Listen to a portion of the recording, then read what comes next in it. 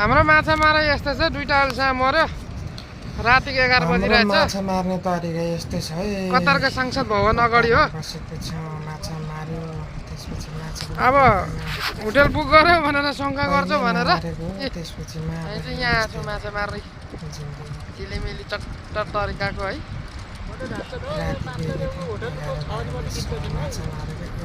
होइन होइन 5 तारा थाहा छैन यो पानी हिँडिरहेछ नि पानी हेर्ने पानी हेर्ने यो पानी हो पानी त्यो जहाज हो